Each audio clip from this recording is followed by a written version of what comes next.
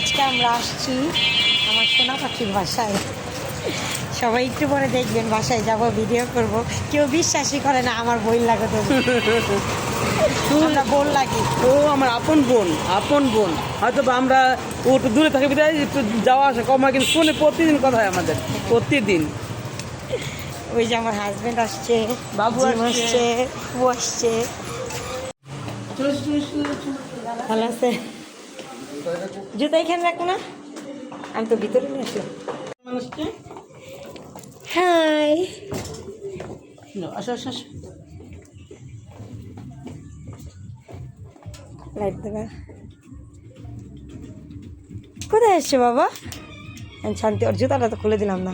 কোথাও গেল তা? আমরা আসছি আমার বোনের বাসায়। চুকি আমাকে চিনে নেই, একটু ফ্যান ছেড়ে দাও, গরম যে যেটা করছে ব্যাগে। তাহলে তো রিমিশন। এই তোমার এটা কত ইঞ্চি? তোমার মার নাম কি? বাবা রে বাবা। মেয়ে সবাই ওর জন্য বেশি বেশি করে দোয়া করবেন যেন সবসময় এরকমভাবে আমার কাছে থাকে, আমার বুকের মধ্যে দেখানো থাকে না গো মা।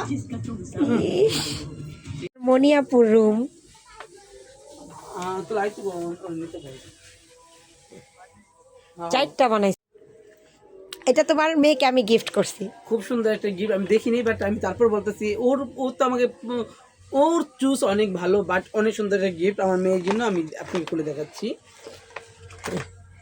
ছোট একটা জিনিস আছে। ছোট ম্যাটার না, তোমার মেয়ের জন্য একটা নিছি, আর হচ্ছে জান্নাতে মানে আমার আমার সে জীবনের মেয়ের জন্য একটা নিছি। দুইটাই নিছি আমি মিরপুর থেকে। ওয়াও, অনেক সুন্দর একটা যে রিং দেখেন।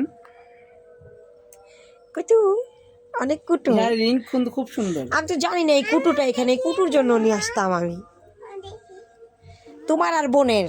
হ্যাঁ দেখি ওকে, তোমার বলে দুজন মিলে পড়বে, হ্যাঁ বড় হয়ে গিফট করার। থ্যাংক ইউ সো মাচ এত সুন্দর একটা গিফট করার জন্য। ওকে সোনা।